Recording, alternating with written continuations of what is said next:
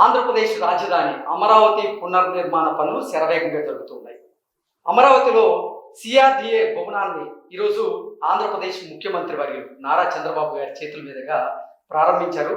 ఈరోజు ఉదయం 9:54 సిఆర్డిఏ నూతన భవనాన్ని ప్రారంభించిన నేపథ్యంలో ఆ ముహూర్త బలం ఎలా ఉంది, అక్కడి నుంచి అధికారులు పరిపాలన చేస్తే ఆ పరిపాలన ఏ విధంగా ఉండేటువంటి అవకాశం ఉంది అనే దాని మీద మనం పూర్తి స్థాయిలో విశ్లేషణ చేసుకున్నాం. ప్రస్తుతం మనతో పాటున్నారు ప్రముఖ ఆధ్యాత్మికవేత్త, ప్రముఖ జ్యోతిష్య వాస్తు శాస్త్ర నిపుణులు కొండూరు రమాదేవి గారు. వారితో మాట్లాడారు. రమగారు నమస్తే అండి. నమస్తే. ఈరోజు అమరావతిలో సిఆర్డిఏ భవనానికి సంబంధించినటువంటి ప్రారంభోత్సవం జరిగింది. ఉదయం 9:54 ముఖ్యమంత్రి వర్యులు చంద్రబాబు గారి చేతుల మీదుగా ఈ ప్రారంభోత్సవం చేశారు. ఏంటి అక్కడి నుంచి అధికారులు పాలన చేస్తే ఎలా ఉంటుంది ఆ పాలన, ఇక్కడి నుంచి ఈ సిఆర్డిఏ భవనానికి సంబంధించే విషయాల్లో ముహూర్త బలం ఎలా ఉంది ఈరోజు అంటే ఏం చెప్తారు? విఘ్నేశ్వర షణ్ముఖ పార్థి సమేత పరమేశ్వరాయ నమః. మనం శంకుస్థాపన ముహూర్తం పెట్టుకుంటాము. తర్వాత భవన ప్రారంభం, అదే మన సొంత నివాస గృహాలకైతే గృహప్రవేశం అంటాము. ఆ శంకుస్థాపన ముహూర్తం పెట్టేది మన ఈ భవన నిర్మాణ నిమిత్తము, అంటే ఆటంకాలు ఏమి రాకుండా నిర్మాణం పూర్తి కావడానికి. ఈ ప్రారంభోత్సవం, అదే గృహప్రవేశము ప్రారంభోత్సవము, ఇది ఎందుకు పెడతాము అంటే తర్వాత మన సుఖంగా లాభదాయకంగా మన అదే పరిపాలన భవనం కాబట్టి ఫైనాన్షియల్ గా కూడా బెనిఫిట్స్ ఉండాలి, పరిపాలనకి బాగుండాలి, తర్వాత ధన ఆదాయము ఇవన్నీ కూడా బాగుండాలి. దీన్ని బట్టి మనం అసలు ముహూర్తాన్ని బట్టి అవన్నీ ఎట్లా ఉంటాయి కూడా మనం విశ్లేషణ చేయొచ్చు. యాక్చువల్గా మేజర్ గా చేసేది మన ముహూర్త బలం ఉంటాం. ముహూర్త బలం బాగుంటే మనకి అలాగే గృహ నిర్మాణానికి, గృహ ప్రారంభానికి కూడా ముహూర్త బలం బాగుండాలి.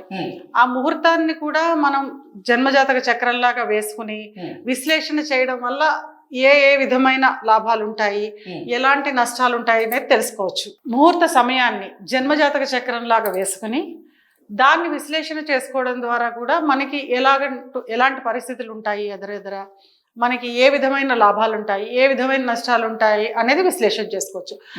ఈ చక్రం చూస్తే ఈవేళ ఉదయం ప్రారంభోత్సవం అయిన చక్రం అన్నమాట. ఆ సమయానికి ఆ ముహూర్త చక్రం ఇది. వృశ్చిక లగ్నం అయ్యింది. వృశ్చిక లగ్నం అయ్యి లగ్నాధిపతి వ్యయంలో ఉన్నాడు. వృశ్చిక లగ్నానికి కుజుడు లగ్నాధిపతి అనమాట, వ్యయంలో ఉన్నాడు. వెంటనే చూడగానే జనాలు అనేస్తారు, అయ్యి బాబోయ్ లగ్నాధిపతి వ్యయంలో ఉన్నాడు, ఇది పనికిరాదు, అధిక ఖర్చులు అయిపోతాయి అంటారా? అది చెప్తున్నాను. పనికిరాదనే సరే ముందర. కానీ భవన నిర్మాణానికి, భవనాన్ని మనం నడిపించడానికి అంటే కుజుడిని మనం భవన నిర్మాణానికి కూడా కారకుడిగా తీసుకుంటాము. కుజుడు వ్యయంలో ఉన్నప్పుడు అధికమైన టెక్నాలజీ, ఇంజనీరింగ్ స్కిల్స్ కి కూడా కుజుడే అధిపతి. అధికమైన టెక్నాలజీ వాడే అవకాశం ఉంది. ఈ బిల్డింగ్ ఏదైతే ఉందో దీంట్లో అధునాతన టెక్నాలజీ వాడుతూ పరిపాలన నడిపించే అవకాశాలు అధికంగా ఉంటాయి.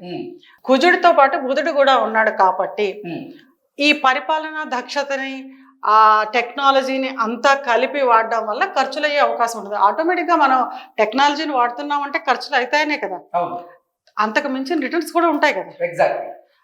దానికి మన ధనస్థానం ఇక్కడ ఖర్చు అయిపోతున్నాయి అంటాం, కానీ ధనస్థానం చూస్తాం. ఇది ధనస్థానం అవుతుంది. ఈ ధనాధిపతి గురువు. ఎప్పుడైనా ఎవరి జాతకంలోనైనా గురువు చంద్రుడితో కలిసి ఉంటే అది లాభదాయకంగానే చెప్తారు. గురువు ఏ స్థానంలో ఉన్నాడో, ఏ స్థానాల్లో చూస్తున్నాడో అవన్నీ కూడా ఉత్తమ ఫలితాలు ఇస్తాయి. ఈ గురువు ఇక్కడికి వచ్చి అష్టమంలో ఉన్నాడు. ఈ అష్టమాధిపతి మళ్ళీ ఈ ద్వితీయ స్థానానికి అధిపతి, ధనాధిపతి అనమాట. ఈ లగ్నానికి ధనాధిపతి గురువే. తన ఇల్లుని తాను చూసుకుంటున్నాడు కాబట్టి విపరీతమైన ధన ఆదాయం ఉంటుంది. ఈ సిఆర్డిఏ భవన ప్రారంభం ద్వారా, ఈ ముహూర్తం ద్వారా రాబోయేటువంటి రోజుల్లో 100% అంటే ఫైనాన్షియల్ డెవలప్మెంట్.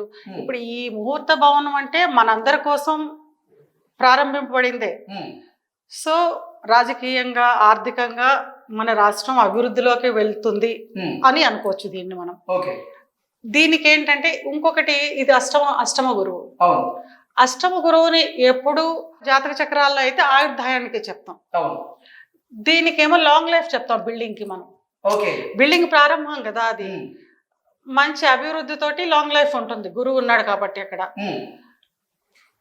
ఇదే ధనస్థానానికి శని దృష్టి. శని దృష్టి ఆలస్యాన్ని సూచిస్తుంది. అంటే శని ఏ స్థానాన్ని చూస్తున్నాడో అది ఆలస్యం అవుతుంది కానీ గ్యారంటీగా వచ్చి తీరుతుంది అని. ఓకే, అంటే సిఆర్డిఏ భవనం అయిపోయింది, ప్రారంభమైంది. అక్కడి నుంచి ఎవరైతే అధికారులు పరిపాలన చేస్తారో కొన్ని పనులు అయితే ఆలస్యం అయ్యేదానికి అవకాశం ఉంటుంది అంటారా? కొన్ని పనులు అని చెప్పను, మనం ధనం ఆదాయం గురించి, ఆర్థికాభివృద్ధి గురించి చెప్పుకుంటున్నాం. రాష్ట్రాభివృద్ధికి ఆర్థికాభివృద్ధి దాని గురించి కదా చెప్పుకుంటున్నాం. ఆ ఆర్థికాభివృద్ధి గ్యారంటీగా ఉంటుంది, 100% ఉంటుంది. కొంచెం ఆలస్యం అయ్యే అవకాశం ఉంటుంది. అంటే నిదానం మీద ఈ ముహూర్త బలం వల్ల మనం అనుకున్నవన్నీ ఇంకా చెప్పాలి అంటే లగ్నాధిపతికి గురు దృష్టి. లగ్నాధిపతిని రాజు కింద కూడా తీసుకోవచ్చు మనం. ఈ ప్రారంభం చేసింది మనకి చంద్రబాబు నాయుడు గారు. ఆయన మనకి రాజు. అంటే ఇది వరకు పూర్వకాలంలో రాజులనే అనుకునేవాళ్ళు, రాజులుగానే అనుకునేవాళ్ళు. గురుదృష్టి ఉందంటే చాలా బలంగా ఉంది అని. ఈ ముహూర్త బలంతో మళ్ళీ నెక్స్ట్ ఎలక్షన్స్ లో ఆయనే రాజైనా కూడా ఆశ్చర్యం లేదు. ఓకే, అంటే 2029లో జరిగేటువంటి సార్వత్రిక ఎన్నికల్లో కూడా ఈ గురు బలంతో ఆయన మళ్ళీ ముఖ్యమంత్రిగా గెలిచేటువంటి అవకాశం ఉంది. 100% ఉంటాయి. ఆ అవకాశాలు కూడా ఉంటాయి. ఈ గురుచంద్రులు కలిసి ఉండడం ఒక యోగం అయితే, ఈ చెప్తాను గురుచంద్రులు కలిసి ఏ భావంలో ఉన్నారు, ఏ ప్లేస్ లో ఉన్నారు, అందుకని ఆ అవకాశం కూడా ఉంటుంది. ఇంకా నెక్స్ట్ ఇంకా లాభం ఏంటి అంటే రవిని లాభంలో పెట్టారు. రవి లాభంలో ఉన్నాడు అంటేనే గురువు లగ్నంలో ఉన్నంత బలం అని చెప్తారు. మీకు ముహూర్తాలు రాసేటప్పుడు కూడా చెప్తారు లాభ రవి అని పెడతారు. లగ్నంలో గురువు లేకపోయినా, లాభంలో రవి లేకపోయినప్పటికీ కూడా అంటే చెప్తారు జ్యోతిష్యుడికి ఎప్పుడు నువ్వు మంచే మాట్లాడు, చెడు మాట్లాడకూడదు. మన మంత్రబలంతో మనం మాట్లాడింది అయిపోతుంది. వాడికి నిజంగా చెడు యోగాలు ఉన్నప్పటికీ మంచి యోగాలు చెప్పు, నువ్వు చెప్తే మంచి జరుగుతుంది అంటారు. ఆ విధంగా చాలా మంది ముహూర్తం రాసేటప్పుడు లాభ రవి అని రాసేస్తారు, అంటే రవి లాభంలో ఉన్నాడు అని. లేకపోతే లగ్న గురువు రాసేస్తారు. రాయకుండానే ఇక్కడ లాభంలో రవి ఉన్నాడు. లాభంలో రవి చాలా బలం, లాభంలో రవి ఉన్నాడు. ఈయన శుక్రుడు వ్యయాధిపతి అవుతాడు, బుధుడేమో లాభాధిపతి అవుతాడు. వాళ్ళిద్దరూ పరివర్తన యోగంలో ఉన్నారు. లాభాలు వ్యయాలు పరివర్తన యోగంలో ఉండడం వల్ల లాభాలు బెనిఫిట్స్ బాగుంటాయి. అంటే ఇద్దరూ బలం చేకూరుస్తారు. వ్యయము అవుతుంది, లాభం అవుతుంది. వ్యయస్థానానికి గురుదృష్టి కాబట్టి వ్యయాన్ని కంట్రోల్ చేసే అవకాశాలు కూడా ఉంటాయి. ఎటు నుంచి చూసినా ఇది మనకి ముహూర్తం. అది చెప్తున్నాను కదా, కొంచెం అంటే పూర్తిగా సబ్జెక్ట్ డెప్త్ తెలియని వాళ్ళు అబ్బో లగ్నాధిపతి వ్యయమా ఇట్లాగే ఇస్తారు, లగ్నాధిపతి వ్యయమా అని. కానీ అసలు ఇది అసలు ఇబ్బందికరం కాదు. ఈ ముహూర్తం మాత్రం చాలా బాగుంది. అన్ని గ్రహాలు కూడా ఈ ముహూర్తానికి అయితే అనుకూలంగా ఉన్నాయి, చాలా అనుకూలంగా ఉన్నాయి. చాలా అభివృద్ధిలోకి వెళ్లే అవకాశం ఉంది, రాష్ట్రం అభివృద్ధిలోకి వెళ్లే అవకాశం ఉంది. ఈ ముహూర్త బలం వల్ల నారా చంద్రబాబు నాయుడు గారు మళ్ళీ ముఖ్యమంత్రిగా గెలిచే అవకాశం కూడా ఉంది. అదే చెప్తాను కదా, లగ్నాధిపతికి గురుదృష్టి, లగ్నాధిపతిని మనం రాజుగా తీసుకోవచ్చు కనుక ఆ అవకాశం కూడా ఉంటుంది. రకరకాలుగా విశ్లేషణ చేస్తుంటే సప్తమాధిపతి రాజకీయాలకి తీసుకుంటారు. రాజకీయాలు ఇవన్నీ కూడా సప్తమాధిపతి సప్తమ భావం ఉంటుంది చూస్తారు. అతను వచ్చి లాభంలో ఉన్నాడు శుక్రుడు.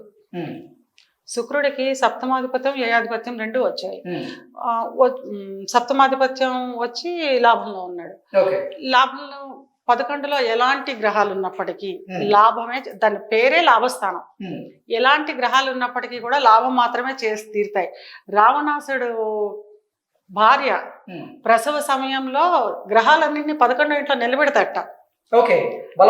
బలవంతంగా అంటే ఆయనకి అంత మంత్రశక్తి ఉంది కదా రావణాసుడికి, నిలబెడతాడు. కానీ శని కర్మకారకుడు కదా, శని ఏం చేస్తాడు, ఆ ప్రసవ సమయానికి ఒక కాలు తీసి వ్యయంలో పెడతాడు 12వ ఇంట్లో. 12వ ఇంట్లో పెట్టేసరికి మేఘనాథుడికి ఆయుష్ ఉండదు. అలాగ 12లో ఉంది. ఇది కూడా రాజులకి లాభదాయకమైనదే ఆ శుక్రుడు కూడా. కనుక ప్రస్తుత రాజులకి లాభదాయకంగానే ఉంది ఈ చక్రం. రాష్ట్రాభివృద్ధికి, ధనాభివృద్ధికి బాగుంది, రాష్ట్రాభివృద్ధికి బాగుంది. అన్ని విధాలా బాగుంది ఈ ముహూర్తం. ఓకే ఓకే రమ్య గారు, థ్యాంక్ యూ సో మచ్.